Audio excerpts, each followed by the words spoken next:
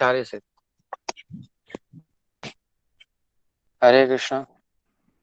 Any change sound में? कोई change आया? ठीक है प्रभु जी। इशारा कीजिए, ठीक है या नहीं? ओके। ठीक है। हरे कृष्णा। तो आज बहुत सुंदर दिवस है। ब्रह्मांड के अधिपति स्वामी भगवान श्री कृष्ण, जिनकी वाणी भगवत गीता का हम नित्य प्रति श्रवण कर रहे हैं, उनका आज इस धराधाम पर जन्म है। तो आज श्लोक लेंगे भगवत गीता अध्याय 4 श्लोक संख्या 9, जो कि जन्म और कर्म के बारे में है। सभी अध्याय 4 श्लोक संख्या 9 निकाल लेंगे। जब तक हम मंगलाचरण करते हैं। ओम अज्ञानतिमिरान्धस्य ज्ञानाञ्जनशलाकया चक्षुरुन्मीलितं येन तस्मै श्रीगुरवे नमः। श्रीचैतन्यमनोभीष्टं स्थापितं येन भूतले स्वयं रूपः कदा मह्यं ददाति स्वपदान्तिकम्। वन्देऽहं श्रीगुरो श्रीयुतपदकमलं श्रीगुरून् वैष्णवांश्च श्रीरूपं साग्रजातं सहगण रघुनाथान्वितं तं सजीवम् साद्वैतं सावधूतं परिजनसहितं कृष्णचैतन्यदेवं श्रीराधा कृष्णपादान् सहगणललिता श्रीविशाखान्वितांश्च। हे कृष्ण करुणा सिंधो दीनबंधो जगतपते गोपेश गोपिका कांत राधाकांत नमोस्तुते। तप्त कांचन गौरांगी राधे वृंदावनेश्वरी वृषभानुसुते देवी प्रणमामि हरिप्रिये। वाञ्छाकल्पतरुभ्यश्च कृपा सिन्धुभ्य एव च पतितानां पावनेभ्यो वैष्णवेभ्यो नमो नमः। जय श्री कृष्ण चैतन्य प्रभु नित्यानंद श्री अद्वैत गदाधर शिवासादि गौर भक्तवृंद। हरे कृष्ण कृष्ण कृष्ण हरे हरे, हरे राम राम राम हरे हरे, राम राम हरे हरे। भगवत गीता अध्याय 4 श्लोक संख्या 9 सभी दोहराएंगे। जन्म कर्म च मे दिव्यम्, जन्म कर्म च मे दिव्यम्, एवं यो वेत्ति तत्त्वतः, एवं यो वेत्ति तत्त्वतः त्यक्त्वा देहं पुनर्जन्म, त्यक्त्वा देहं पुनर्जन्म नैति मामेति सोऽर्जुन, नैति मामेति सोऽर्जुन। हे अर्जुन, जो मेरे आविर्भाव तथा कर्मों की दिव्य प्रकृति को जानता है, वो इस शरीर को छोड़ने पर इस भौतिक संसार में दोबारा जन्म नहीं लेता, अपितु मेरे सनातन धाम को प्राप्त होता है। तो आज हम यहाँ श्रीमद् भगवद गीता के श्लोक का उच्चारण करके और भगवान की लीला का कुछ चिंतन करेंगे। तो जन्म भगवान का कैसा है हम समझ चुके हैं इसको, और समझ लें जन्म भगवान का हमारी तरह नहीं है, संसार में किसी भी तरह नहीं, न देवताओं की तरह है। भगवान का जन्म प्रकृति में जैसे जीव जन्म लेता है, शरीर को त्याग करके दूसरा शरीर धारण करता है, ऐसा जन्म भगवान का नहीं होता, क्योंकि भगवान शरीर त्यागते नहीं और ग्रहण नहीं करते। भगवान और उनके शरीर में, उनकी आत्मा में भेद नहीं होता, वो सॉलिड है, एक ही है, दो नहीं है। हम और हमारा शरीर अलग है, भगवान और उनका शरीर एक ही है, वो आत्मा है, आत्मा है। इसलिए उनका जन्म कैसा है, वो लगता है, आभास होता है कि जन्म ले रहे हैं, किंतु तो लीला करते हैं, इस प्रकार की लीला करते हैं, दिखाते हैं कि मैं जन्म ले रहा हूं। इसलिए भागवत में हम सुनेंगे किस प्रकार से भगवान जन्म ले रहे हैं, इस बात को अच्छे से समझेंगे भागवत से। दशम स्कंद में जब भगवान के जन्म की बात आती है, तो भौतिक शरीर नहीं है ठाकुर जी का, भगवान का आध्यात्मिक स्वरूप है, शरीर भी नहीं है, एक्चुअली वो एक ही है, आत्मा और वो, उनका शरीर दोनों एक ही है, अलग नहीं है। कर्म, इसलिए उनका कर्म भी भौतिक नहीं, क्योंकि हमारा कर्म तो हमें बंधन में डालता है जी। कर्म करते हैं तो किसी अपूर्णता की पूर्ति के लिए करते हैं, कुछ हमारे अंदर कमी है उसको पूरा करना चाहते हैं, इसलिए कर्म करते हैं। लेकिन भगवान के अंदर तो कोई कमी नहीं है, इसलिए उनको कोई कर्मों का फल भी नहीं मिलता, उनको कोई कर्म फल नहीं छूटा, भगवान कर्म फलों से भी परे हैं, इसलिए उनका जन्म भी दिव्य है और कर्म भी दिव्य है, तीनों प्रकृति से परे हैं।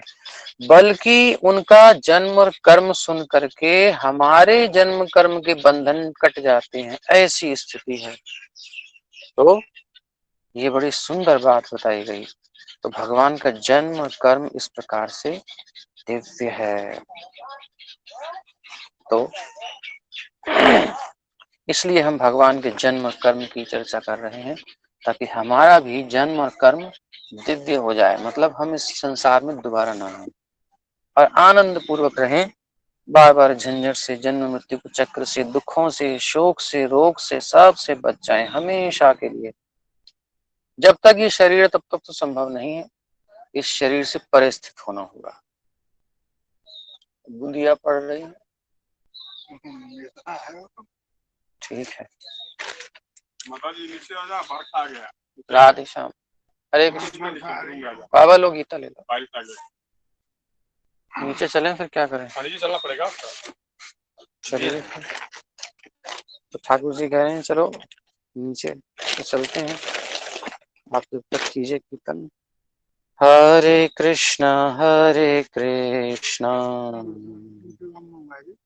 कृष्णा कृष्णा हरे हरे, हरे राम राम राम हरे हरे, हरे कृष्णा कृष्ण कृष्ण हरे हरे, हरे राम राम राम हरे हरे। ओ हरे कृष्ण।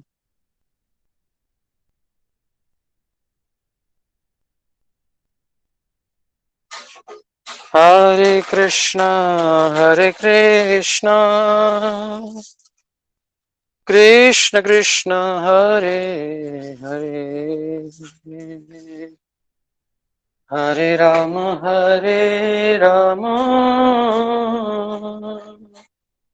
राम राम हरे हरे, हरे कृष्ण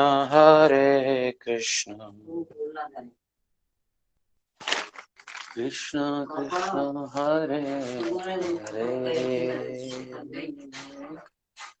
हरे राम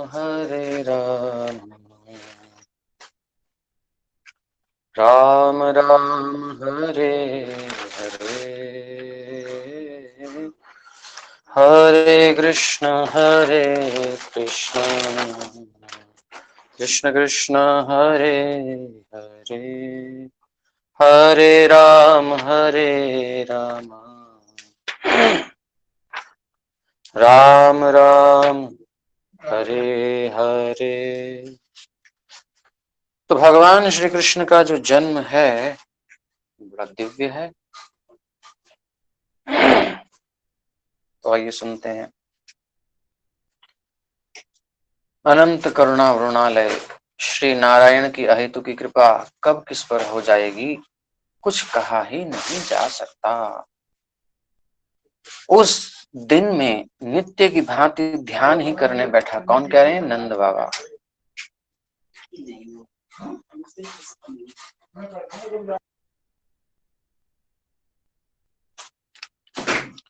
नंद बाबा बैठे थे ध्यान करने के लिए, हम पढ़ रहे हैं। तो नंद बाबा कह रहे हैं उस दिन मैं नित्य की तरह ध्यान करने बैठा था, आराध्य का नारायण का। हृदय कमल की कर्णिका पर उन सुरेंद्र मुनीन्द्र चर्चित चारों चरणों का ध्यान चित्त में आए, यही तो मानव जीवन का साफल्य है। लेकिन उस दिन अचानक लगा कि हृदय उज्जवल स्निग्ध प्रकाश से परिपूर्ण हो उठा है, यानी प्रकाश भर गया उनके हृदय में। उसका वर्णन कैसे करूं? प्रकाश और आनंद दोनों एक जैसे, एक हैं, अपार हैं, असीम हैं। प्रकाश भी, ये बहुत प्रकाश हो गया उनके अंदर, और आनंद भी बहुत हो गया। अपनी तो सुधि भूल गई कि मैं कौन हूं, कहां हूं, भूल गए। लेकिन अचानक वो मूर्ति आविर्भूत हुई, भगवान श्री नंद नंदन नंदलाला आविर्भूत हुए, नीलमणि श्याम। और उस प्रकाश के मध्य वही ज्योतिर्मय नव जलधर सुंदर वर्ण, लेकिन इतना सुंदर, इतना कोमल, इतना कि वो भी शिशु। कोमल तो वैसे ही है ऊपर से, और शिशु। बच्चे कितने कोमल होते हैं और कैसे हैं, देखिए। घुंघराले काले केशों में लहराता मयूर पिच्छ। ठाकुर जी के घुंघराले हैं, काले काले केश हैं, और उसमें लहराता वो मयूर पंख है। ये है भगवान का जन्म कैसा है, देखिए। उनका दर्शन दिया पहले उनके हृदय में, नंद बाबा के हृदय में। किंचित अरुणाभ कमल दल विशाल लोचन, हल्की लालिमा लिए हुए कमल दल के समान बड़ी बड़ी आंखें उनके चेहरे पे है। अतिशय अरुण कर, बहुत लाल लाल हाथ, भगवान के हाथ और चरण तल लालिमा लालिमा लिए हुए हैं। तो बहुत लाल हैं उनके हाथ। अतिशय अरुण कर, और पद और अधर, चरण, उनके चरणों का तलवा, हाथ की हथेली और होठों का जो वर्ण है अत्यंत लालिमामय है, बहुत लाल है, बिल्कुल जैसे कि रस टपक रहा हो लाल रंग का। यह अरुण मणि कंठ मौक्तिक माल शिशु, अरुण मणि धारण किए हुए हैं और मौक्तिक की माला धारण किए हुए हैं। ये बच्चा है छोटा सा, हंसता किलकिलाता हृदय में प्रकट हुआ नंद बाबा, और अंक में आकर बैठ गया। मेरे श्मश्रु यानी दाढ़ी, दाढ़ी में अपनी नन्ही सुकुमार उंगलियों को नचाने लगा। बाबा की दाढ़ी से खेलने लगे कन्हैया। वो अंक में है या हृदय में? बाबा चक्कर में पड़ गए, ये मेरी गोद में है, ये मेरे अंदर है, अंदर से प्रकाश हुआ था उनको, ऐसा भ्रम हो गया उनको। संपूर्ण सृष्टि उसी में डूबी डूबती चली गई। बाबा का ध्यान, जो ध्यान में कभी जिनका कभी मन डूबा हो ना कहीं, वो कुछ अनुभव कर सकते हैं। जिनका कभी डूबा ही नहीं, वो क्या अनुभव? बिल्कुल शुद्ध बुद्ध खो जाए और उसमें उन्हें कहां पहुंच जाए, ऐसी हालत। संपूर्ण सृष्टि उसी में डूबी डूबती चली गई, वो कहां है? मेरा अपना शरीर होता तो वो अंक या हृदय में होता। केवल वो वही वही नवघर सुंदर परम सुकुमार शिशु, मंद स्मित हल्की सी मुस्कुराहट के साथ शोभित मुस्कुरा मुखार विंद है, वही रह गया एकमात्र। सब बाबा को भूल गया, केवल नंदलाल, वो लाला जी दिखाई दे रहे हैं, बस कन्हैया। उनके श्रीअंग से झरती अनंत आनंद ज्योत्सना, शरीर से इतना प्रकाश झर रहा है, आनंद का प्रकाश। प्रकाश और आनंद जैसे मिल गए हैं, एक ही है। वो आनंद है कि प्रकाश है, प्रकाश है कि आनंद है, कुछ पता नहीं। बाबा कहते हैं मैं कब तक उस प्रकार बैठा रहा मुझे पता ही नहीं। पीछे पता लगा कि पत्नी ने ही यानी यशोदा मैया ने मुझे हिलाकर सचेत किया, जगाया। कहती है मैया सारे गोकुल के सब नर नारी आ गए थे गोष्ठ में। सब मेरे सावधान होने पर पता नहीं कितनी अटपटी बातें कर रहे थे। बाबा बहुत समय तक बैठे रहे ऐसे ही समाधि में। सब लोग इकट्ठे हो गए, क्या हो गया बाबा को, आज समाधि लग गई, कहीं मनुष्य के शरीर से प्रकाश निकला करता है, ऐसी चर्चा कर रहे थे लोग।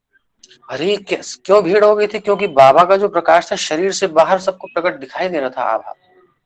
सब आकर के ब्रजवासी इकट्ठे हो गए, कहीं मनुष्य से प्रकाश निकलता है, कैसा हो रहा है आज, क्या हो रहा है बाबा को, इतना दिव्य प्रकाश। तो प्रकाश तो शिशु के शरीर से झर रहा था, यानी नंद लाला से हृदय में जो थे वही ध्यान में देख रहे हैं, मेरे अंक में बैठे हैं, उनसे प्रकाश, अनंत प्रकाश निकल रहा है, वही उनके शरीर से बाहर आके सब ब्रजवासियों तक को दिखाई दे रहा है, इतना उनको अनुभव हुआ। सब चर्चा कर रहे हैं, गोकुल के मेरे सभी स्नेही जन श्रद्धालु हैं, परम पवित्र हैं। श्री नारायण ने सब पर कृपा करके उस दिन अपनी विभूति का सबको दर्शन कराया। भगवान ने सब तो भ्रम में पड़कर मुझे ही माध्यम मानने लगे थे, नंद बाबा को सोचने लगे कि बाबा में ही कुछ हुआ है। लेकिन वो शिशु, मैंने नेत्र खोले तो लगा कि वो और छोटा सद्योजात हो गया। पहले बड़े थे लेकिन अभी तो बिल्कुल जैसे पैदा होता है बच्चा ऐसे हो गए, और महर के अंक में जा बैठा। भगवान उनके नंद बाबा के हृदय से वो प्रकाश पुंज गया श्री यशोदा मैया के पास, उनकी गोद में बैठ गए। बाबा ध्यान में देख रहे हैं कि वो उनकी गोद में जाके बैठ गया, और सब नहीं देख पा रहे। तो यशोदा मैया के पास वो प्रकाश पुंज चला गया। अब मैया को भी अनुभूति हुई। मैया को जब अनुभूति हुई तो मैया लज्जा से लाल हो उठी। बालक इतना सुंदर, जब मैं उसकी ओर अपलक देखने लगता तो वो उलाहना देती है, तुम इस आयु में अब इस रसिकता मुझे सूझी है। क्योंकि अभी शायद यशोदा मैया को अनुभव नहीं हुआ है, प्रकाश उनके अंदर गया है, बाबा देख रहे हैं ध्यान में। और जैसे ही यशोदा मैया की गोद में देखते हैं तो यशोदा मैया का लावण्य बहुत बढ़ जाता है भगवान के कारण। तो नंद बाबा बड़े ध्यान से उनको अतृप्त नेत्रों से देखते हैं, पीने की दृष्टि से, कुछ रसिक उनका हृदय हो गया है। तो जैसे पति अपनी पत्नी को कभी उस दृष्टि से देखे तो लजा जाती है, बाबा तो उस भाव में देख रहे हैं कि भगवान का सौंदर्य है। तो मैया कहती है तुम्हें इस आयु में ये रसिकता सूझ रही है अभी। तो बाबा कहते हैं वो सुंदर है, बहुत सुंदर है, सब सत्य है। मैं प्रारंभ से उसके सौंदर्य का प्रशंसक हूं, किंतु अब तो उस पर रूप, कांति, तेज की अपार राशि उतर आई है। लेकिन उसके सौंदर्य का आकर्षण नहीं है, आकर्षण तो उस शिशु का है। देखिए उनकी विशेषता, नंद बाबा का माधुर्य कितना गाढ़ है। उनको उनके ऐश्वर्य नहीं खींच रहा भगवान का, विद्युत की ज्योति निकल रही है इतना, नहीं, उनकी मधुरता खींच रही है, उनकी माधुरी, ठाकुर जी की रूप माधुरी खींच रही है, ऐसी विशेषता है। और से क्या होगा, माधुरी खींच रही है उनकी। ये है ब्रजवासियों की विशेषता। ब्रजवासी भगवान की रूप माधुरी का दर्शन कर रहे हैं, उनके ऐश्वर्य का नहीं कर रहे। तो बाबा कह रहे हैं आकर्षण तो शिशु का है जो मुझे उसके अंक में सदा दिखता है। वही नवघन सुंदर शिशु उसके अंचल में कभी मुख छिपा लेता है, कभी तनिक सा मुख घुमाकर मेरी उसमें देखता है। कभी कन्हैया माँ की गोद में छिप जाते हैं, कभी एकदम से बाबा को हटा करके अपने आंचल को, बच्चा खेल करता है ना जैसे, ऐसे छुप जाते हैं, कभी एकदम से बाबा को देखते हैं। उस सौंदर्य सिंधु शिशु को देखकर मैं पलके नहीं गिरा पाता, नेत्र हटा नहीं पाता, और महर लज्जा से लाल होकर झुंझलाती है। बाबा तो शिशु को देख रहे हैं, मैया सोच रही मोकू देख रहे हैं, ना तो पलक झपक रही बाबा की, ना उनकी मतलब कुछ स्थिति नहीं है, उनको होश ही नहीं है, ऐसे अपलक देख रहे हैं यशोदा मैया को। वो देख रहे हैं कन्हैया को, यशोदा मैया सोच रही मोकू देख रहे हैं। सचमुच गोपों को, गोपियों को रोका जाना चाहिए, किंतु मैं किसी को रोक भी कैसे सकता हूँ, किस किस को रोकूंगा। अभी मैंने एक सामान्य सेवक को मना किया, वो असाधारण अत्यंत बहुमूल्य रत्नों का टोकरा डाल गया है यहाँ। सब भगवान के आने की खुशी में इतने आनंद में है कि रत्नों से भरकर टोकरा डाल गए, सब कुछ ना कुछ लेके आ रहे हैं। मेरे रोकने पर क्यों लेके आ रहे हैं, अब सुनिए। सारा ब्रज भगवान के आने से आनंदित है। वो ब्रजवासी कहता है, बाबा तोकू तो कछु पतो ना है, इधर से निकलो तो है, निकलते तो है ना आप तो इधर से निकल ही नहीं पाते वन की ओर। अपने आसपास की वन भूमि ऐसे असंख्य रत्नों से रात्रि में भी ज्योतिर्मय रहती है। पता नहीं रत्न कहां से आकर के भर गए हैं वनों में। हम सबने गायों को, बैलों को, बछड़ों को, इन सब से भरपूर सजाया है। सांड को, बैल को, गाय को, बछड़ों को, इतने रत्न हैं, सबको लाद दिया, बछड़ों को खूब सजाया। जो घर में आपकी पुत्र वधुएं हैं, उनकी इच्छा हो तो वो सिर पर उठा न सके, इतने रंग बिरंगे ये पत्थर पड़े हैं। ब्रजवासी कहते हैं रंग बिरंगे रत्न जो हैं इनको पत्थर कह रहे हैं। इतने हैं कि मतलब कमी नहीं है। हम तो गोप हैं, हमारी देवता गैया प्रसन्न रहे, स्वस्थ रहे, हमको क्या करना इन पाषाणों का, इन रत्नों का। ये तो थोड़े से सुंदर चुन लाया हूं कि हमारा युवराज आ रहा है ना, वो इनसे खेलेगा। ब्रजवासी टोकरा भर के लेके आया है, वो कहता मैं युवराज आ रहे हैं उनकी ताई लेके आया हूँ, हमें कहा काम ही तो इन रत्नों से लाला खेलेगा। ऐसे सब चुन चुन के ला रहे हैं रत्न। ऐसी निधि ब्रज में बिखरी पड़ी है। यह लाल के लिए दूर दूर तक के गोष्ठों में एक ही धुन है। गोप गोपियों को दिन भर और रात्रि में भी दूर दूर से उपहार लेकर आते हैं सारे लोग, गोप गोपियां। इनके प्रेम के उपहार को कैसे मना कर दूं, नंद बाबा कह रहे हैं। इतने उपहार आ रहे हैं, रत्न, दुर्लभ औषधियां, शंख, और अब तो नई बात सुनी है कि कालिंदी पुलिन यानी कालिंदी यमुना जी के तट पर भी मुक्ता मिलने लगे हैं, मोती मिलने लगे हैं। आप अगर आएंगे यहाँ नंदगांव, तो नंदगांव के पास ही मुक्ता कुंड है। मुक्ता कुंड है ना, मोती कुंड, वहां पर, हाँ, गिड़ो में नंदगांव से आ गई पश्चिम। तो मोती कुंड, तो उसमें क्या है कि वृक्ष से जो फल गिरते हैं, फल बनते हैं, वो मोती के आकार के बनते हैं। वो अभी देख सकते हैं आप। तो पूर्व में इस प्रकार के चमत्कार हुए हैं। तो वही कह रहे हैं कि आश्चर्य हो गई नई बात कि यमुना जी के तट पर भी मोती मिलने लगे हैं।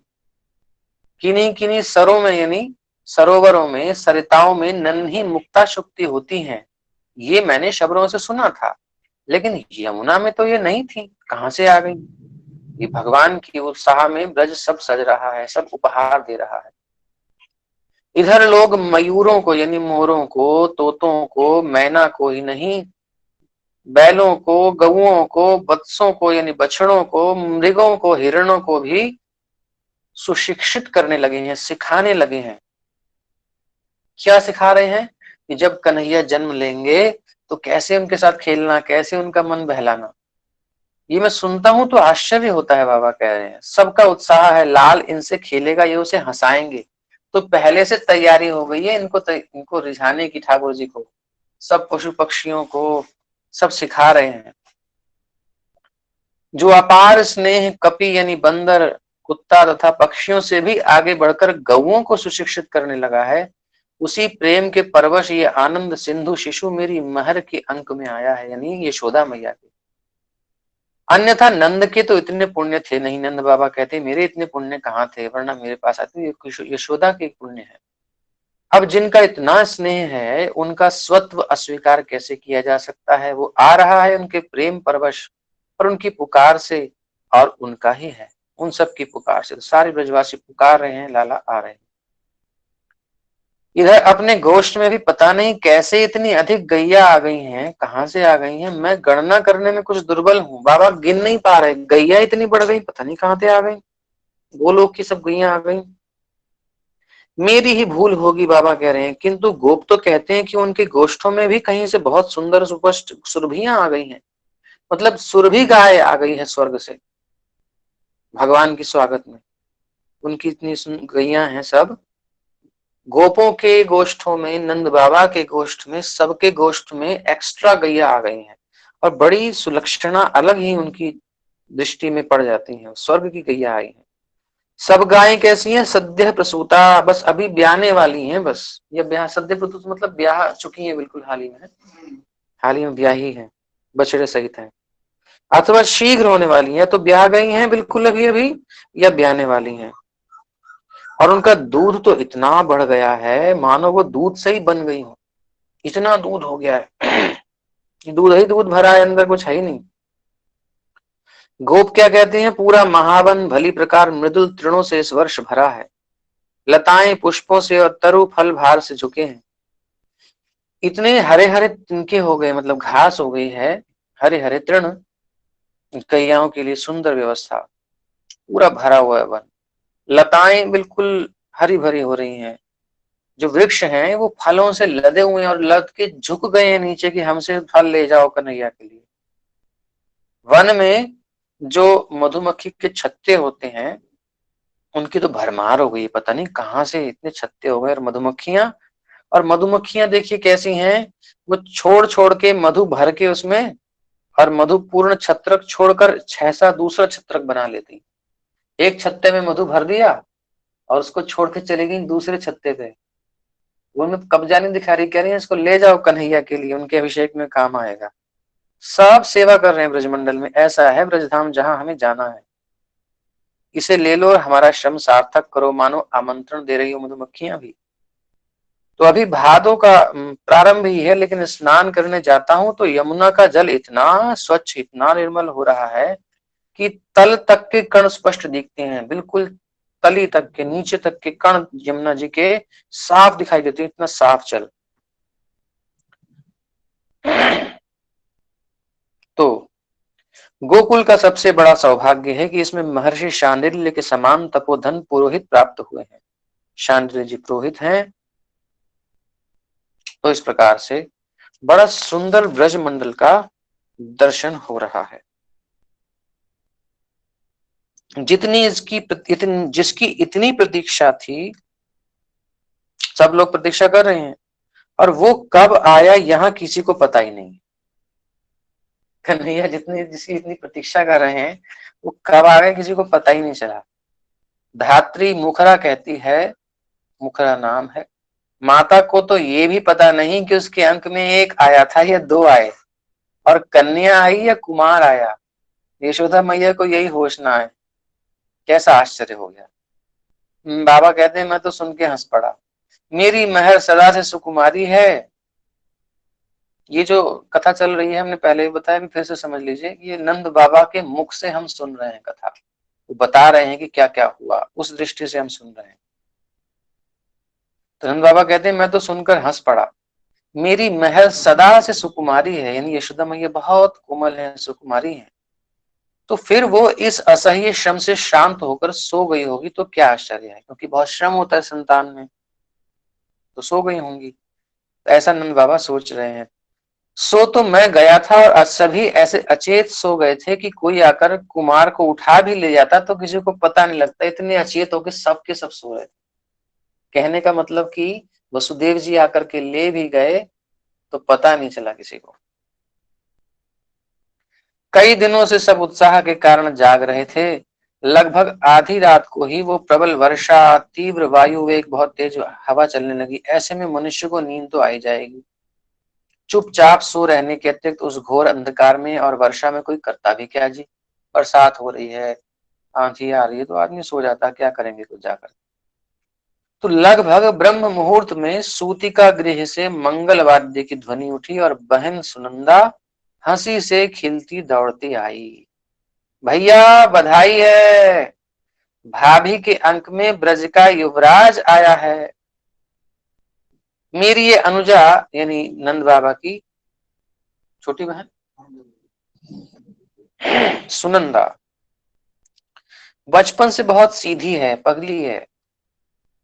अब ये समाचार सुनाकर वो उल्टे अपने कंठ का, बताइए, तो जब जब सुना रही है भैया को, बधाई दे रही है, तो उनसे मांगते हैं ना कि हमें कुछ दो। लेकिन उल्टा इतना प्रेम में मस्त हो गई है, भूरी है कि अपने कंठ का रत्नहार मुझे ही उपहार देने को उतारने लगी अपने गले से। मैंने रोक दिया, मैं भला उसे क्यों उतारने देता? मैं उसे भला क्या देने योग्य था? मैं उसे कुछ दे भी क्या सकता था? इस अवसर पर मैं उसे अपना सर्वस्व भी दे देता तो अल्प था। नहीं दे सकता था मतलब? बाबा कह रहे कि मैं खुद को भी निछावर कर देता। उसने इतनी सुंदर सूचना मुझे दी है कन्हैया के जन्म की, तो वो भी कम था, मैं इसे दूं क्या? मैंने जो दिया वो तो इतना थोड़ा था कि कहने में भी मुझे लज्जा ही आएगी। क्या दिया? सच बात तो यह है कि मैं अपनी ही सुध भूल बैठा था, लेकिन ये बात तो पूरे गोकुल में सभी की कुछ क्षणों में हो गई। यानी जैसी मेरी सुध बुध खो गई, सबकी हाथ वही हाल हो गया। सब जो भी बहुमूल्य वस्तु हाथ आई, जो भी सामने आया, उसी को ऊपर उछालने लगे। कौन दे रहा है, किसे दे रहा है, क्या दे रहा है, ये स्मरण मुझे तो क्या रहता, किसी को भी नहीं। नंद बाबा को पता कि क्या दिया।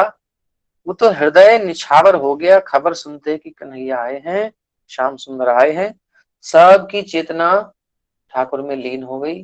जिसके सामने जो पड़ रहा है, बढ़िया बढ़िया चीज उसके मन में आ रही है, सब लुटाया जा रहा है, एक दूसरे को दे रहे हैं। ये नहीं पता कौन किसे दे रहा है, कौन क्या ले रहा है। लुटी पड़ी है संपत्ति, कन्हैया के चित्त में धारण किए बैठे हैं सब। संभवतः स्त्रियां ऐसे अवसरों पर हम पुरुषों से अधिक सावधान होती हैं। आदमी तो फिर भी डूब जाता है, लेकिन मैया को ध्यान रहता है स्त्रियों को कि भाई, क्योंकि वो बहुत संभाल लेती हैं, उनका ध्यान कई जगह एक साथ रह सकता है, कई काम संभाल लेती हैं एक साथ। तो मुझे गोपो ने बतलाया कि वो तो सुनते ही दौड़ चले थे, यानी बेहोश हो गए थे बिल्कुल, उनको पता ही नहीं कि मैं क्या कर रहा हूँ। लेकिन उनके घर की ही किसी ने उन्हें सचेत किया, इस अवसर पर रिक्त हस्त असज्जित मत जाओ। बाबा जब दौड़ने लगे,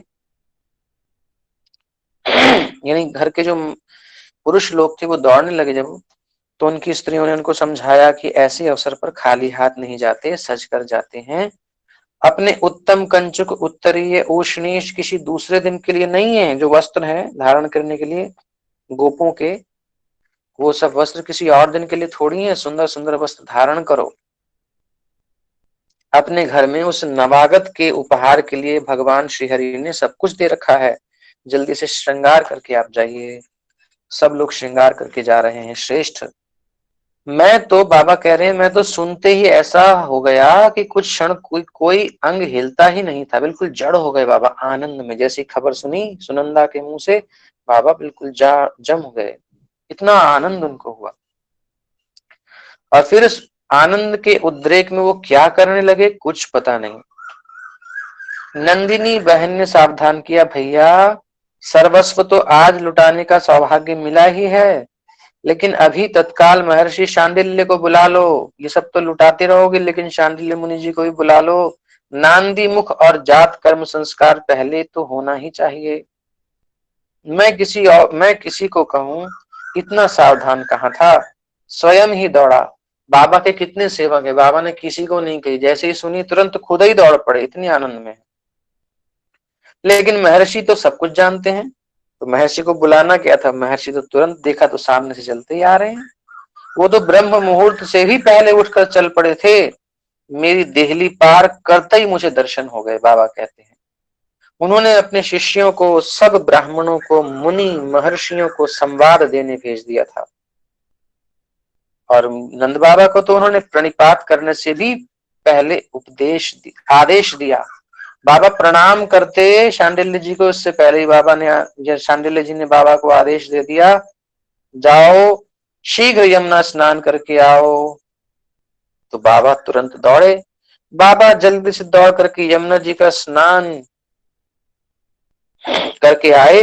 तो बड़ी भाभी तुंगी ने प्रसूति कक्ष के द्वार पर पहुंचते ही अपने हाथों पर लेकर उस नवजात शिशु को मेरी ओर बढ़ा दिया, बाबा की तरफ बढ़ा दिया। कैसा है? अतसी कुसुम सुकुमार। अलसी का फूल अगर आपने देखा हो तो पता नहीं, उसके जैसा वर्ण भगवान श्याम सुंदर का है, रंग है, नीलमणि समझ लीजिए, नीलिमा है, बड़ी सुंदर। वही अलकावली आवृत मुख, अलकावली घुंघराली, अलकावलियों बालों से उनका मुख ढका हुआ है, सब ध्यान कर सकते हैं, बड़ा सुंदर छवि है। और वही वही तो है जो मैंने ध्यान में देखा था, जो उस दिन बाबा को समाधि लगी थी, अंदर प्रकाश हुआ था, जैसी छवि उन्होंने नीलमणि की देखी थी वही सामने शिशु प्रकट हुआ है, वही है, पहचान गए बाबा।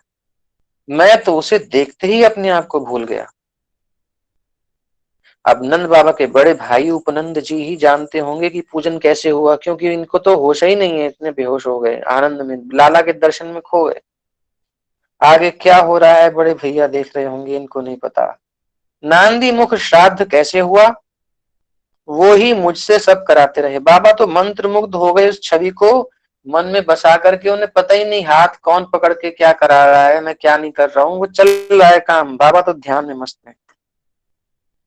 वो सब मुझसे कराते रहे। मुझे किंचित स्मरण है, हल्का हल्का ध्यान है कि किसी स्वर्ण प्राशन पात्र में, सोने के बर्तन में से अनामिका पर तनिक सा मधु मिश्रित घृत लेकर, यह है सुवर्ण प्राशन संस्कार जो हम बच्चों को, ये हमारे क्या नाम है इनका, अपूर्व दामोदर जी का और इनके सहयोगी परम गौर दास जी के बच्चों को ये कराया है। तो ये बहुत सुंदर संस्कार है, सब संस्कार श्री कृष्ण के हो रहे हैं। तो तनिक सा मधु यानी शहद और सुवर्ण पात्र में से, तो ये लेकर के सोने के पात्र में शहद मिश्रित जो है, सोने से मिश्रित शहद और थोड़ा सा घी विषम मात्रा में लेकर मैंने इस सुकुमार के अधरों पर लगाया। बाबा ने थोड़ा सा चटाया कन्हैया को ये, और इसने मेरी अनामिका ही मुख में ले ली, मानो कि दूध पीने के लिए तैयार हो। तो बाबा की उंगली कोई चूसने लगे कन्हैया, मुंह में ले ली पूरी उंगली, वो स्पर्श। अब बाबा ने जो मुख में उंगली का स्पर्श किया पहली बार, जो कैसा आनंद, बच्चा तो जब कोई भी देखिए, मुंह में हमने देखा है बचपन में, कभी मुंह में दे दो उंगली तो कैसे चूसता है, सोचता है दूध आ गया, शीशी आ गई मुंह में, तो ऐसे बड़ा आनंद होता है। तो भगवान का स्पर्श बाबा को कैसा लगा होगा, वो स्पर्श, बाबा तो शांत हो गए बोलते ही। उस अमृत स्पर्श को तो वाणी बता ही नहीं सकती, इस वाणी से नहीं बता सकते कि वो स्पर्श कैसा था। स्वयं महर्षि का स्वर गदगद हो गया। तो मुझे तो पीछे बड़ी कठिनाई, बड़े भाई ने बतलाया कि मुझसे बड़ी कठिनाई से महर्षि ने नवजात शिशु के दक्षिण कर्ण में मंत्रोच्चारण कराया। उसके शरीर पर तो मेरा कंपित कर कमल पकड़कर भाई ने किसी प्रकार फिरा दिया। बाबा इतने आनंद में आनंद अतिरिक्त हो गए कि कंपन होने लगा शरीर में। तो बड़े भाई ने, उनका उपनंद जी ने, वो जो भी करवाना था उनके शरीर पे हाथ फिराना, जो भी कुछ कराना होता है संस्कार में, वो सब कराया। बाबा को बिल्कुल होश ही नहीं है, इतने आनंद में है। जो महर्षि शांडिल्य हैं उनका भी स्वर गदगद हो गया। सोचिए कितना आनंद है। बड़े भाई उपनंद जी कहते हैं कि उनके करों में कंपन था, कर कांप रहे थे। और नंद बाबा से कहते हैं आप तो चेतना में ही नहीं थे, मैं भी कठिनाई से अपने को सावधान बनाए हुआ था कि अगर मैं भी खो गया तो फिर कार्य कैसे होंगे, संस्कार कैसे होंगे। 5 महर्षियों ने प्राणोच्चारण किया, किंतु स्वर सबके आज भाव भरे थे। जैसे उत्साह से करते हैं उस प्रकार नहीं हो पाया, भरा हुआ था कंठ, भाव बहुत था बाबा लाला का दर्शन करके। किसी प्रकार ये जात कर्म और नांदीमुख श्राद्ध संपन्न हुआ। शिशु पुनः सूतिकागार में गया तो सबकी रही सही सुधी बुद्धि भी समाप्त हो गई, क्योंकि प्राण चले गए जैसे, ऐसे लगा सबको कि रे लाला कहाँ गया। फिर तो गोप गोपियों ने नृत्य करना, गायन और परस्पर नवनीत दधी दुग्ध हरिद्रा मिश्रित जल का निक्षेप किया, यानी सब पर दही दूध और हल्दी से मिश्रित और माखन आदि से मिश्रित जो जल है उसका सब पर छिड़काव किया। इस प्रकार इतना दूध दही है, सब कुछ है। मैं कब तक नाचता रहा, कितना दही दूध या सुगंधित जल मुझ पर पड़ा, बाबा कहते हैं मुझे कुछ पता नहीं। ये बाबा की स्थिति। अब आगे चलते हैं, जन्मोत्सव कैसे मनाया जा रहा है। हमारी ब्रजरानी ने 8वें महीने में कुमार पाया है। सब कहते हैं कि मैं बहुत बोलती हूँ। कौन बोल रही है ये? अभी तो नंद बाबा के मुंह से हम सुन रहे थे कथा। अभी मुखरा है, मुखरा, धात्री, मुखरा के मुख से ये हम कथा सुन रहे हैं। हरे कृष्ण हरे कृष्ण। धात्री क्या कहेंगे, नानी कहेंगे, जो भी कहेंगे, अब उनके मुख से सुन रहे हैं। नानी कह लीजिए, नानी तो क्या नाम था मुझे याद नहीं। मुखराई की, चलिए ठीक है, मुखरा है। अब आप देख लीजिएगा। हमारी ब्रजरानी ने, मुखरा कहती है कि हमारी ब्रजरानी ने 8वें महीने में कुमार पाया है। सब कहते हैं कि मैं बहुत बोलती हूँ, लेकिन बोलूंगी नहीं। मैं बूढ़ी हो गई, पता नहीं कितने शिशु मेरे इन हाथों में उत्पन्न कराए गए। ये धात्री है बाबा, वो धाय होती है ना, धाय, जो सब कार्य करती है जनने का। पर ये जो ब्रजराज का, ब्रज का, हम सब का पुण्य एक साथ मिलकर मूर्ति बनकर आया है ना, ऐसा शिशु संसार में कभी काहे को देखा होगा? मतलब ऐसा कहीं नहीं देखा मैंने, बड़े शिशु पैदा किए हैं। मैं इस पर तभी से राई लवण उतारती थकी जाती हूँ। राई लवण नहीं है ना, राई और नमक। कभी ऐसा नहीं हुआ कि मुखरा प्रसूति कक्ष में असावधान हो जाए जहां बालक होता है। और इस बार मुझे भी नींद आ गई। कहती है धात्री कि हद हो गई, कि मुंह को भी नींद आएगी यार इस बार तो, कन्हैया के जन्मदिन पे। जो धाय धाय होता है ना, दाई होती है जो। हाँ, वैसे मैंने कोई प्रमाद नहीं किया था। व्रज को युवराज मिलने वाला था और मैं प्रमाद करती? प्रसूति कक्ष मैंने पूरी तरह सजाया था, सफेद पुष्पों से, श्वेत पुष्पों से, और विघ्न वारण के सब प्रयत्न किए थे, कोई विघ्न ना हो। अखंड दीपक जल रहा था। सरसप तेल का, वो एक तेल विशेष है जो कि अच्छा होता है। तिंदुक तिंदुक काष्ठ की नित्य प्रज्वलित अग्नि में धूप दी गई थी। एक विशेष लकड़ी है। और ठीक स्थानों पर शस्त्र रखे थे मैंने। ये सब विधियां हैं ताकि कोई विघ्न ना हो संतान उत्पत्ति में। कोई जच्चा के पास रख देते हैं। परिचर्या के उपयुक्त सामग्री, औषधियां सब कुछ इकट्ठी कर ली थी मैंने। लेकिन आधी रात के बाद ही बहुत तेज बरसात होने लगी। मैं थकी थी। यहाँ जन्म चल रहा है, यही कारण ऊपर से बरसात कर दी कन्हैया ने। यहाँ भी बरसात चल रही है। तो धात्री कहती है मैं थकी थी। तनिक भित्ति से यानी कि दीवार से सिर टिकाकर बैठी और बस पता नहीं कब सो गई। मैं बूढ़ी सो गई। इतनी सदा की सावधान और ठीक समय से सो गई। मतलब इतने समय से मैं सावधान थी, लेकिन जब जन्म का समय आया तभी सो गई। ये शल्य मैं कैसे निकाल दूं? ये बाण मेरे लगा है, बहुत कष्ट है कि मैं क्यों नहीं कर, कैसे सो गई? मुझे कोई कुछ कहने वाला नहीं है। ब्रजराज भी मुझे सम्मान देते हैं, लेकिन मैं अपने इस अक्षम्य प्रमाद को भूल नहीं पाती हूँ कि कैसे मैं सो गई। प्रहरी गोप भी सो गए, जो पहतार गोप थे वो भी सो गए। सब सो गए, ठीक है, सब सो गए, लेकिन मैं क्यों सोई? जगाया किसने? जगाया मेरे इस जीवन प्राण नवजात ने ही। कन्हैया ने जन्म लेकर के जो है धाय को जगाया। ये सहस्र सहस्र वर्ष जीता रहे, हजारों हजारों वर्ष जिए, हमेशा सुखी रहे। ये आया और सब खुर्राटे लेकर सो रहे थे। कन्हैया ने कही हम तो आए, सबरे सो रहे हैं। इतने दिनों की प्रतीक्षा, बताइए कितनी प्रतीक्षा है। सारी ब्रजमंडल, सारा ब्रजमंडल, सारे गोप, सारी गैया, पशु पक्षी सब उपहार देने के लिए मनौती मांग रहे हैं, कोई सब ब्रजवासी। इतनी प्राणों की पुकार है, लेकिन जैसे ही कन्हैया आए तो उसे कोई देखने संभालने तक वाला तक नहीं मिला। ये ब्रजराज कुमार अब सदा देखे संभालेगा सबको, और यही सब सोने वालों को जगाया करेगा। ये तो इसने जन्म जन्म लेते ही सूचित कर दिया। मतलब कन्हैया के जन्म लेते सब सो रहे थे। मतलब भगवान ने ये संदेश दिया कि संसार में जितने सो रहे हैं ना, मैं उनको जगाने के लिए आया हूं। मैं ही जगाऊंगा सबको। जानिए तब ही जीव जग जागा, जब सब विषय विलास विरागा।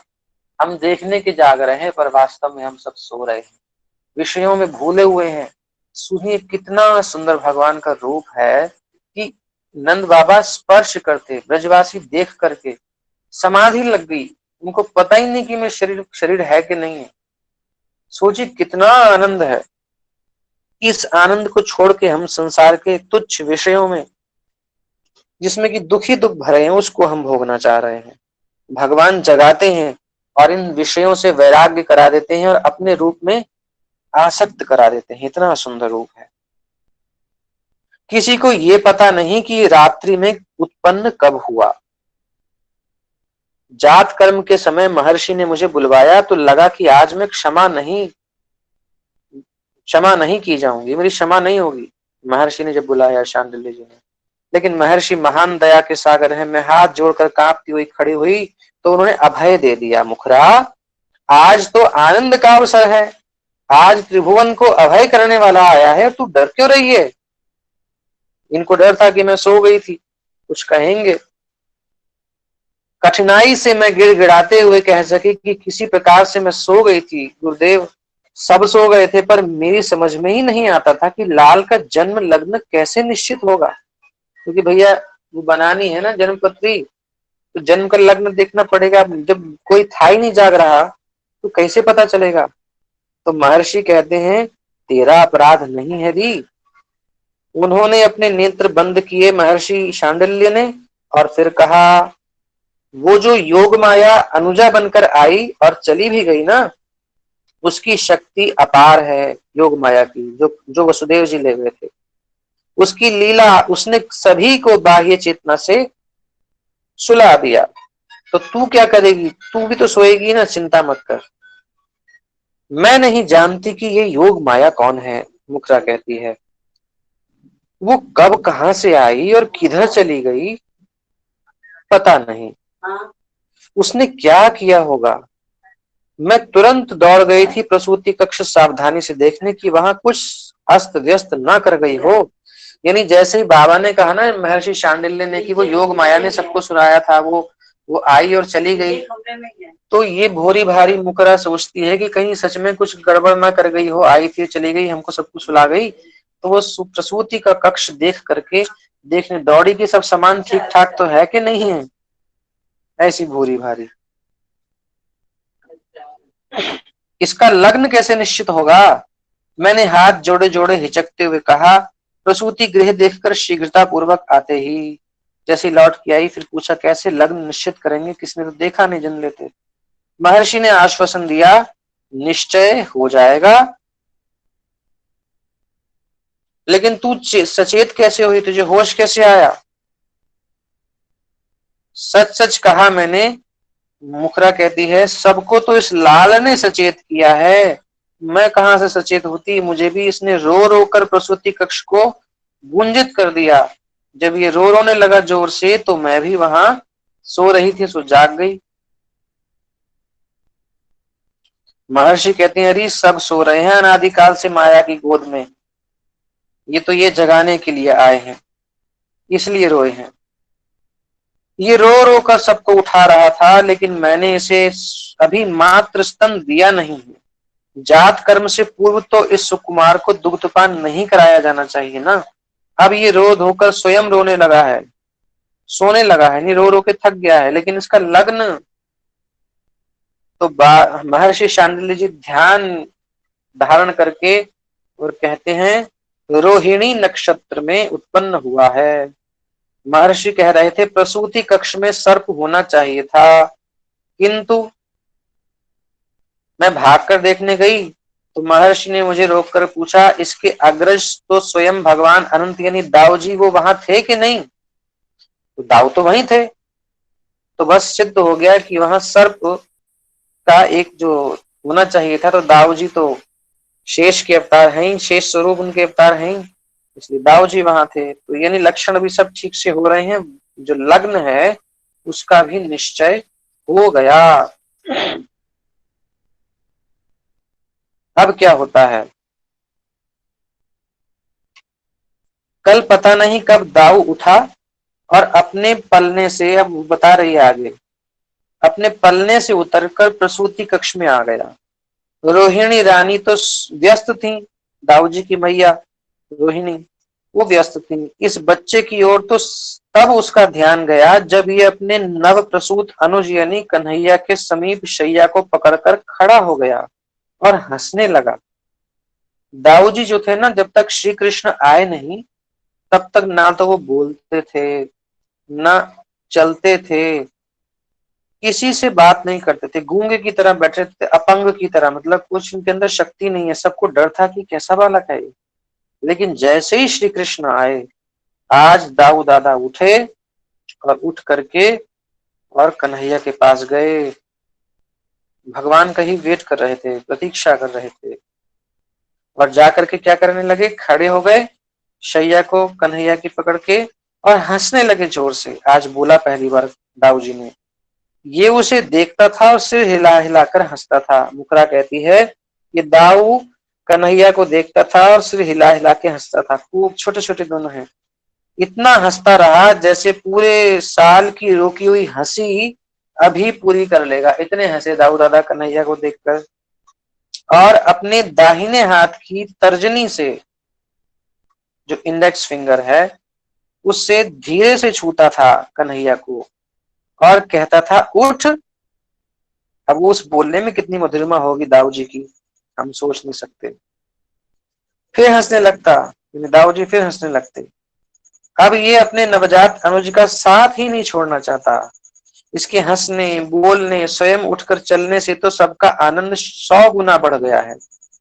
यानी कि कन्हैया तो आए आनंद, दाऊ जी जो बोल नहीं रहे थे, चल नहीं रहे थे, कन्हैया के साथ जैसे आए तो खूब बोलने लगे, चलने लगे, सबको और आनंद हो गया।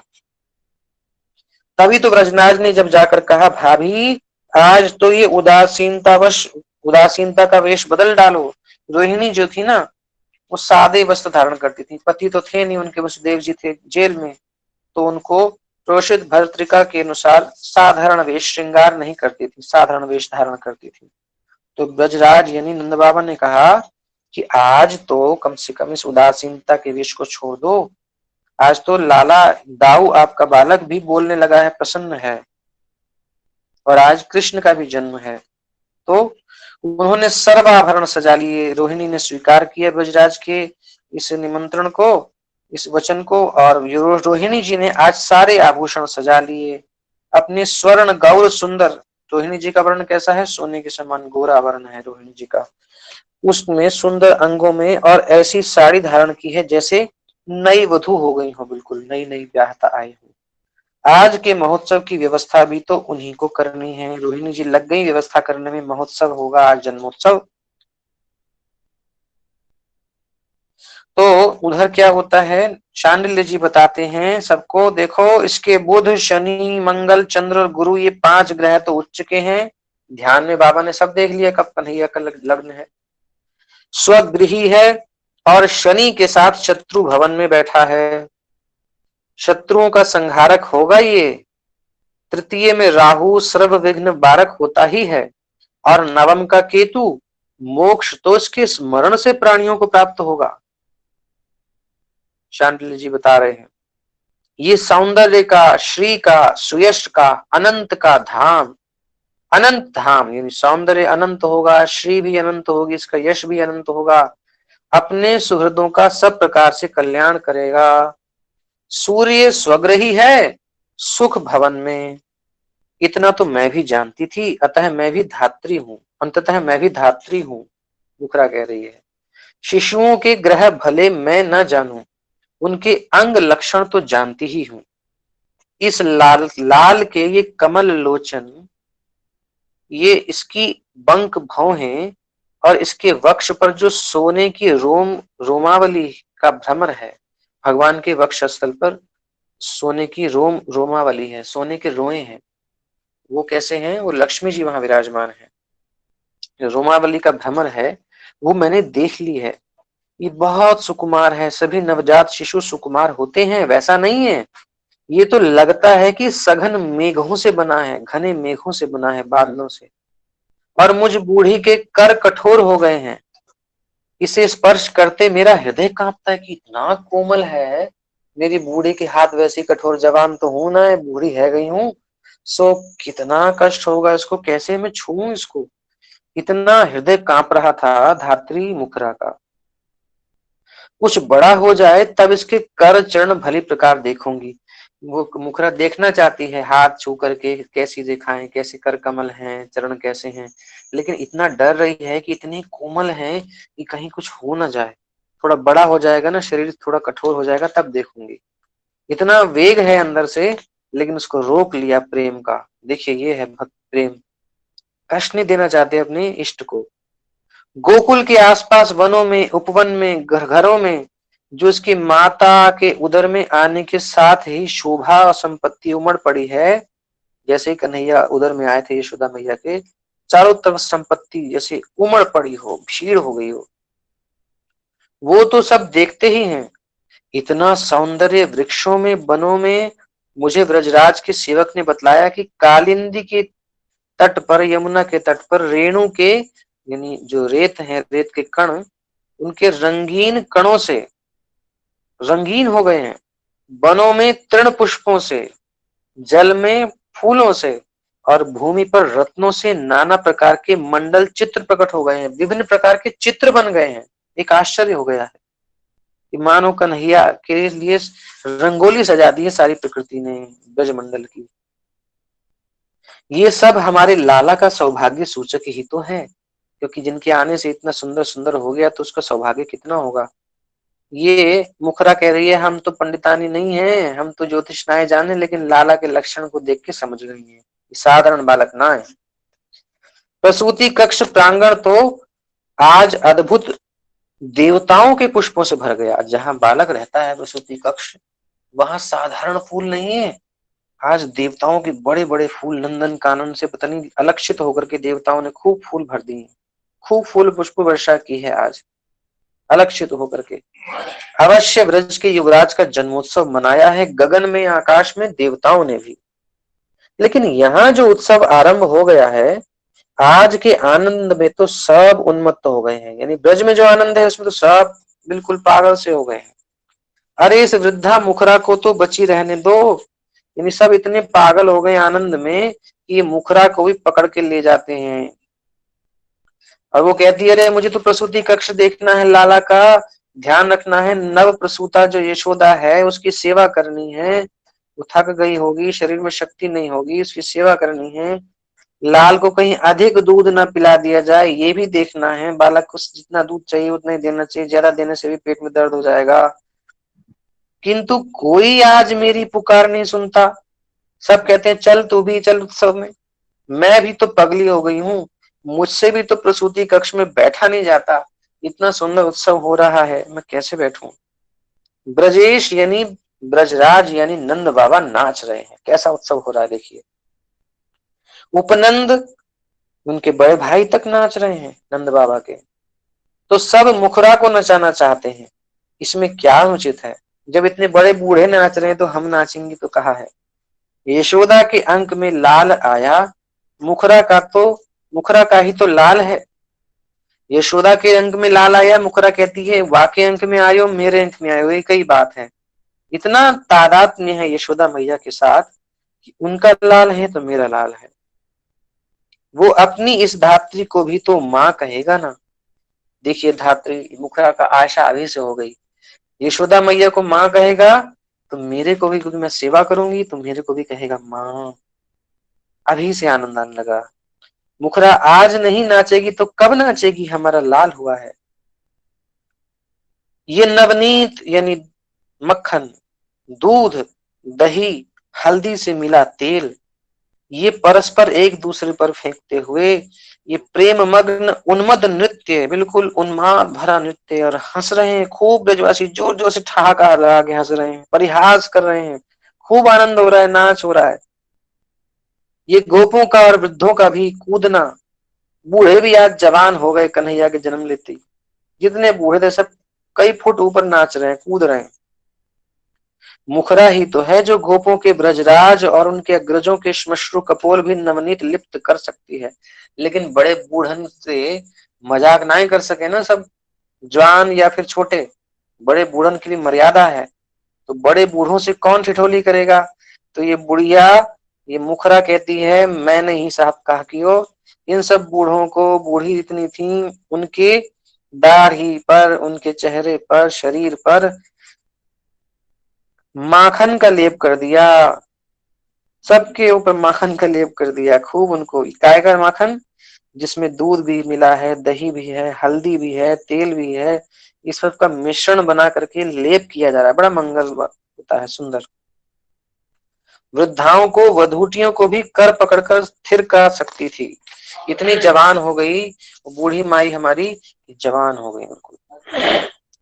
लेकिन ये क्या है, लेकिन ये क्या है, मुखरा को ये सब अपार उपहार क्यों? आज मुखरा को इतना आनंदित है तो मुखरा को सबने खूब उपहार दिए हैं। वो कह रही है इतने उपहार क्यों? मुखरा ने तो लाल पाया है, अरे मुझे तो कन्हैया मिले हैं, मुझे उपहार क्यों दे रहे हो? उनसे बड़ा क्या उपहार है, कहने का भाव ये धात्री आज लुटाने वाली है, देने वाली है, लेने वाली नहीं है। मेरे लाल की न्यौछावर लो सब। तो मुकरा क्या करती है, जितना भी सब आया है लाल पर यानी कन्हैया पर वार करके सब लुटा देती है, कुछ नहीं रखती। इतना आनंद है आज उसे, सब लूटो जी भर कर, इसमें भी कोई मेरी सुनता, कोई नहीं सुनता, तो मैं कैसे मान लूं? ब्रजराज लुटा रहे हैं रत्न, कोष, जितना कोष है ब्रजराज का सब खाली कर देना चाहते हैं, सारे रत्न लुटा रहे हैं, गाय दान कर रहे हैं खूब ब्रज बाबा, ब्रजराज जी, नंद बाबा। इतनी गैया दान करी, इतनी गैया दान करी, भोले बाबा दर्शन करवे आए भेष बदल के, तो नांदिया को साथ लाए अपने नंदीश्वर को।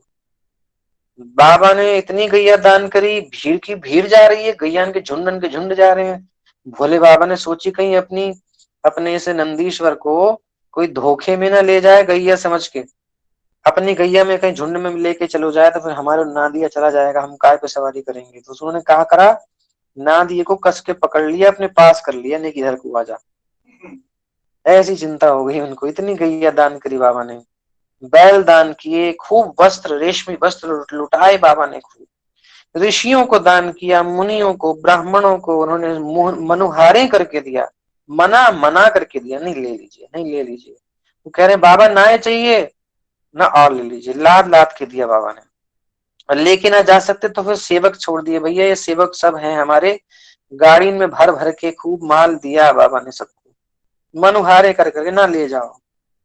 और सूत, मागध, बंदी, भिक्षुकों का घर ही नहीं मन भी भर दिया। सोचिए कितनी बड़ी बात है, सबके घर नहीं भरे, उनके मन को भी भर दिया कि आज के बाद कोई मन में कामना ही ना आए। ऐसा भगवान के भक्त जब संग होता है, भगवान का जब अवतरण होता है तो ये मन भी तृप्त हो जाता है, जो संसार में कहीं तृप्त नहीं हुआ आज तक।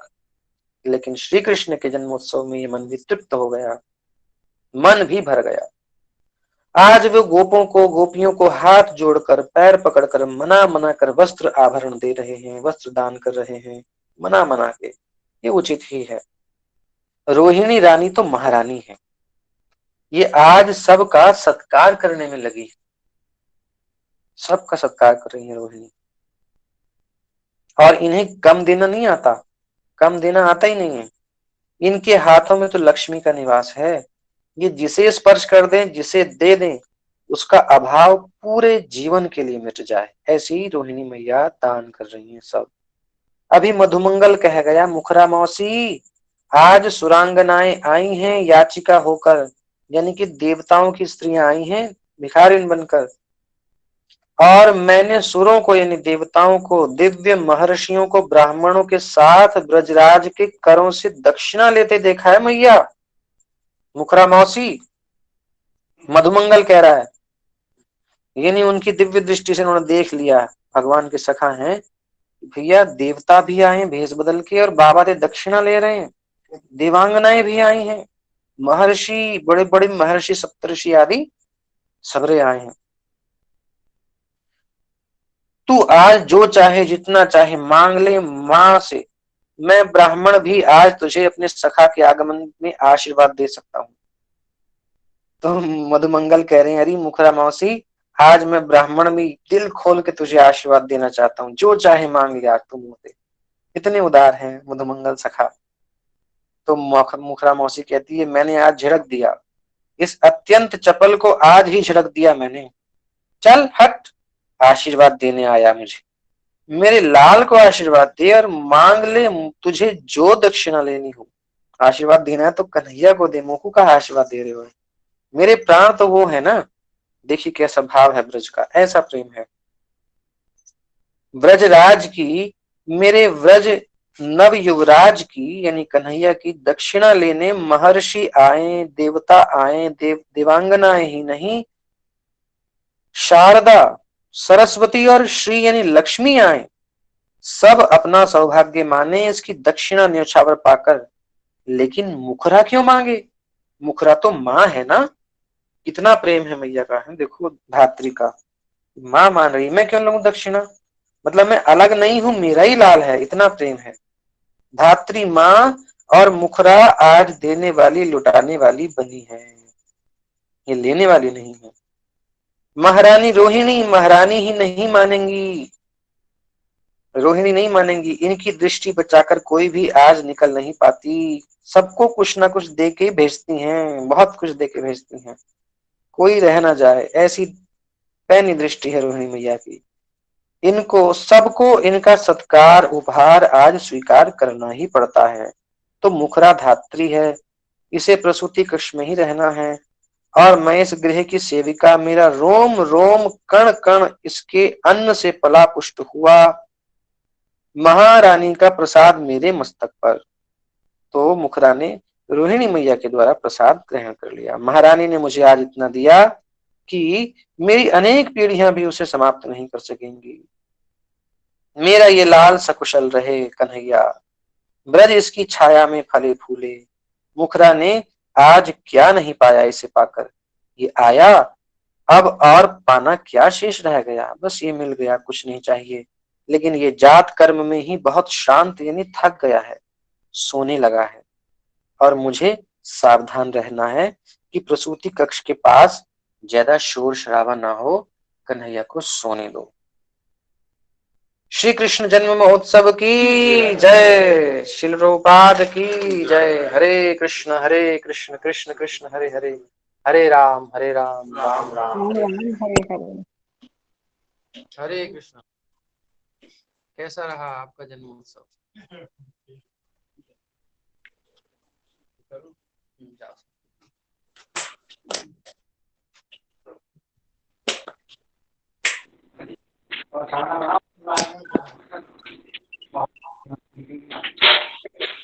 धन्यवाद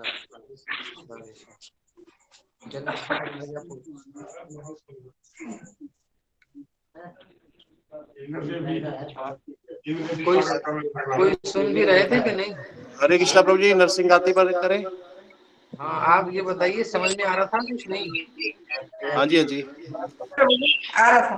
क्लियर थी आवाज आपकी। आप लोगों को आया कुछ नहीं आया? जी प्रभु जी, बहुत अच्छा लगा। चलिए ठीक है, आप लोगों को अच्छा लगा, अच्छा लगा।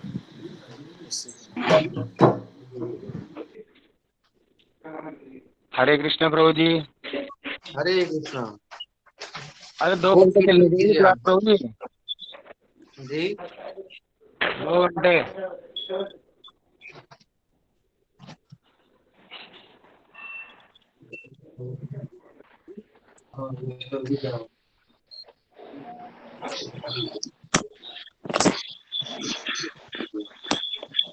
क्या कह रहे हैं, मैं समझा नहीं। हरे कृष्णा।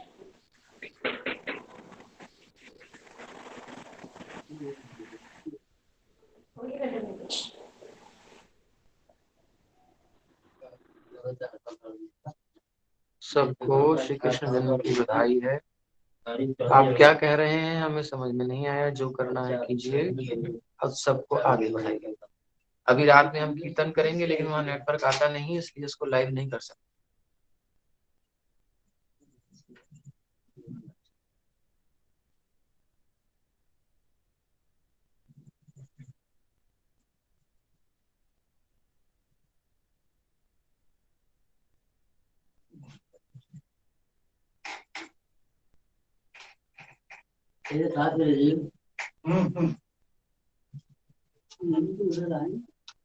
क्या कर रहे हैं? कुछ करिए, खाली क्यों है?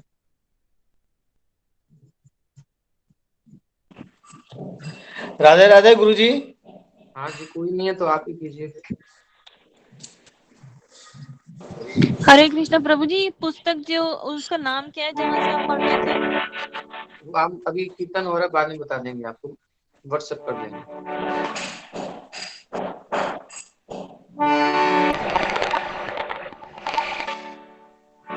हरे कृष्णा कृष्णा कृष्णा। हरे कृष्ण चुनीलाल जी। हाँ चुनीलाल राधे जी, राधे। अभी तक आपने महामंत्र नहीं याद किया ठीक से, क्रम सही नहीं है आपका। आप लिख के नहीं रखते सामने, नहीं लिखा हुआ है ना। तो क्रम नहीं बोल रहे, ध्यान से देख के बोलिए, जो क्रम है वही बोलिए। नहीं वही क्रम से बोल रहा हूँ, देखिए आप सुनिए। नहीं, गलत हो गया, ध्यान दीजिए, ठीक है, बोलिए। वो आवाज मोबाइल से आवाज सही नहीं आ रही होगी। आवाज सब आ रही है। अरे देखना, हरे कृष्णा कृष्णा कृष्णा। गलत हो रहा है, सॉरी, गलत हो गया। हाँ गलत हो गया। हरे कृष्णा कृष्ण कृष्णा। हाँ अरे हाँ गुरु जी, हाँ।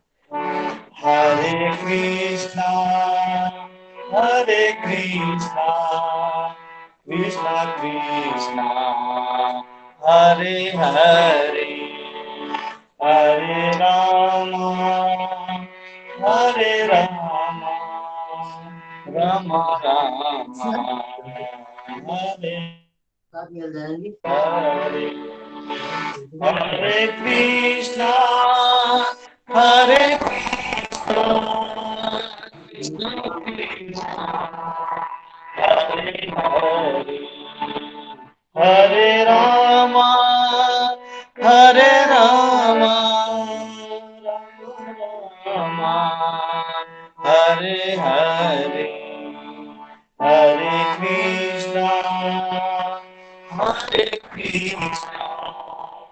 कृष्णा कृष्णा हरे हरे, हरे राम राम राम हरे हरे। हरे कृष्णा कृष्णा कृष्णा हरे हरे, हरे राम राम राम हरे हरे। हरे कृष्णा कृष्णा कृष्णा हरे हरे, हरे राम राम राम हरे हरे। हरे कृष्णा कृष्णा कृष्णा हरे हरे, हरे राम राम राम हरे हरे। हरे कृष्णा कृष्णा कृष्णा हरे हरे, हरे राम राम राम हरे हरे। हरे कृष्णा कृष्णा कृष्णा हरे हरे, हरे राम राम हरे हरे।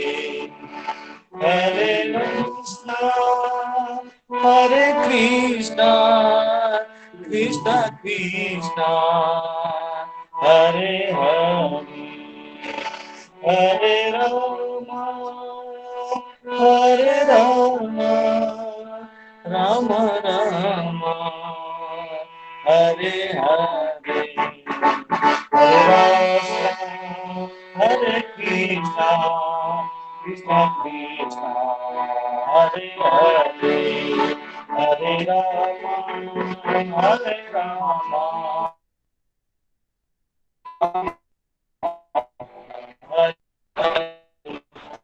हरे